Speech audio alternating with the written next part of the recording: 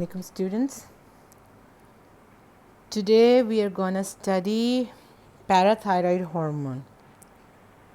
So parathyroid hormone is secreted by two pairs of gland in thyroid, okay, which are known as parathyroid glands. This hormone is a polypeptide which contains 84 amino acids. This hormone is secreted in its pre-pro form.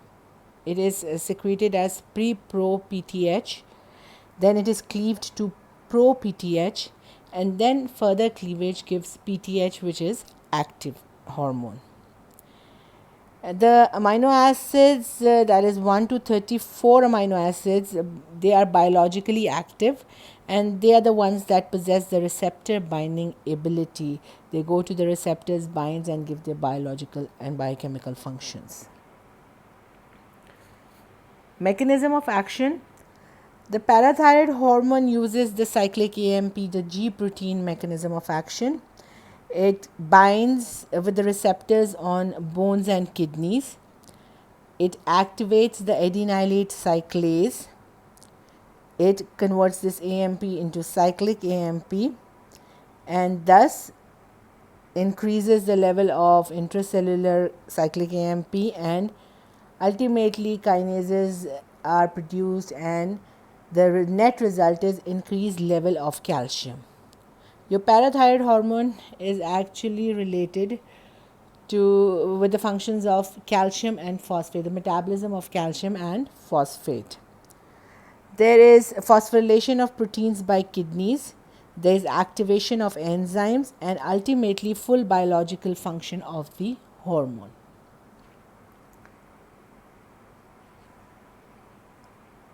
PTH degradation decreases when calcium concentration is low. That means when calcium concentration is low, you need more PTH. So PTH is degraded in a lesser quantity. But when calcium concentration is high, the PTH degradation increases because at that time you don't need PTH. Okay. So the metabolic roles of PTH. Administration of PTH increases the serum calcium and decreases the phosphate. Okay, the reabsorption of calcium is increased and the excretion of calcium is decreased. And on the other hand, there is increased phosphate excretion so that the plasma levels of phosphate are less. It also removes calcium from bones to compensate for the serum levels of calcium. It activates vitamin D by the conversion of 25 hydroxycholecalciferol in the kidney to 125 dihydroxycholecalciferol, which is the active vitamin D, which then goes this PTH stimulates the alpha 1 hydroxylase enzyme, which is used for this conversion, and then that vitamin D goes to the intestinal cells and it binds to the DNA receptors, and then transcription translation takes place, calbindin is produced, and that binds calcium and brings this calcium from the intestine into the plasma. This you've studied in vitamin D. In primary hyperparathyroidism, there is increased excretion of magnesium. Okay. Then this acts through cyclic AMP dependent protein kinases. It decreases the absorption of phosphate and increases its urinary loss. So you have more phosphate in the urine. Decrease in serum phosphate leads to phosphate metabolism from bones, which also mobilizes the calcium, resulting in hypocalcemia also.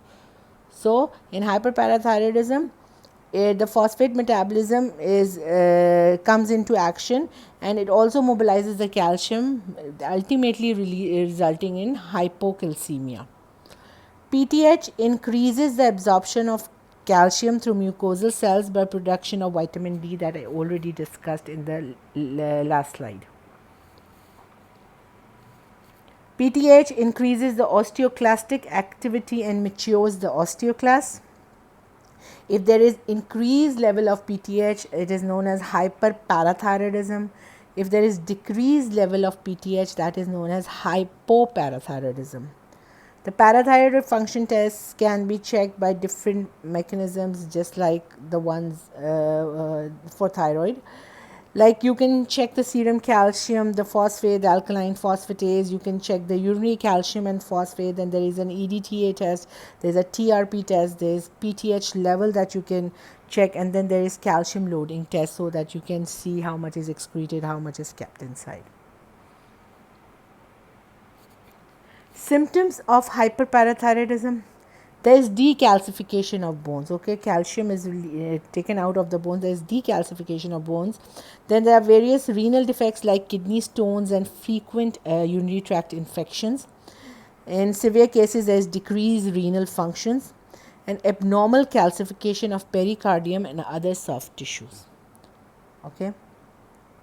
In hypoparathyroidism, it occurs due to accidental surgical removal of the gland with thyroid, and there is decreased level of PTH. So there is decreased serum ionized calcium and increased phosphate. Thus, there is neurovascular irritability causing tetany and muscle cramps. You know, hypocalcemia can cause tetany and muscle cramps. So hypoparathyroidism will cause you tetany and muscle cramps in severe cases. Causes of hyperparathyroidism: some adenomas and some jaw tumor syndrome. These are all some causes of hyperparathyroidism. Renal failure, impaired calcitriol production, which will cause hyperphosphatemia. See, usually what happens, there is decreased serum calcium, parathyroid glands activated, PTH is here, PTH is produced or secreted. It is going to increase the intestinal absorption of calcium by producing vitamin D. Then it is going to go in the kidney receptors and increase the kidney reabsorption of calcium, and also in the bones, it is going to increase the calcium from bones, mobilization of bones, ultimately increasing serum calcium. Okay, if there is adenoma, there is more PTH, there is resorption, calcium phosphates are released into the blood. Kidneys, increased calcium reabsorption and increased phosphate excretion will cause hypercalcemia and hypophosphatemia. And here there is activation of vitamin D, ultimately increased calcium uptake by intestinal mucosa, causing hypercalcemia and hypophosphatemia. These are some symptoms of hyperparathyroidism: fatigue, depression, irritability, short-term memory loss and brain fog, worsening concentration, then kidney stones, UTIs, kidney disease, weakening of the bones, joint and bone pain. So these are some digestive problems: abdominal pain, nausea, vomiting, constipation, ulcers, pancreatitis. These are some signs and symptoms of hyperparathyroidism. This is somewhat the same thing. This is for hypoparathyroidism, sorry. Yeah, it can cause seizure, calcification, Parkinsonism and cardiac arrhythmias, laryngospasm. It can cause paresthesia, muscle cramp and tetany because of hypocalcemia. You can have dry coarse skin, you can have cataract, papillary edema, altered tooth morphology, myopathies. So these are for hypoparathyroidism. The next hormone is calcitonin. Calcitonin is also a calcium regulation hormone. It originates from C cells found in thyroid, parathyroid and thymus. They are lipophilic polypeptide that contain of 32 amino acids. They are fractionated into different types, that is alpha, beta, gamma and S-calcitonin. Mechanism of action is the same. It works via cyclic AMP. This is the structure of calcitonin, 32 amino acids. Then metabolic role of calcitonin on bone. Indirectly the effect is hypocalcemia and hypophosphatemia. On bone, it inhibits the resorption of bones by osteoclasts and reduces mobilization of calcium and inorganic phosphate from bones into the blood. So, it does not let that bones in calcium and phosphate in the bones to come into the blood, ultimately it will cause hypocalcemia. It stimulates influx of phosphate in bones rather than efflux. It decreases the activity of lysosomal hydrolases and alkaline phosphatase in bones, and it also decreases the collagen metabolism. On kidneys, there is decreased tubular resorption of calcium and phosphate, thus producing calciuria and phosphaturia. So, calcium is also going in the urine and phosphate is also going in the urine, ultimately causing hypocalcemia and hypophosphatemia. It inhibits the active form of vitamin D, thus it decreases calcium absorption from the intestine. The whole picture is causing hypocalcemia. Abnormal secretion occurs in medullary carcinoma of thyroid. They occur cutaneous neuromas, adrenal tumors and parathyroid enlargement, and this patient suffers from diarrhea.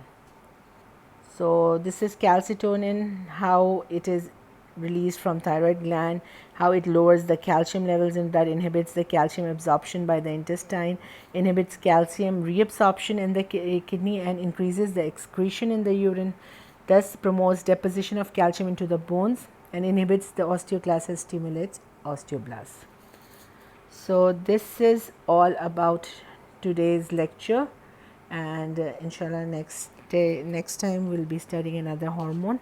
Hopefully you understood. Thank you very much.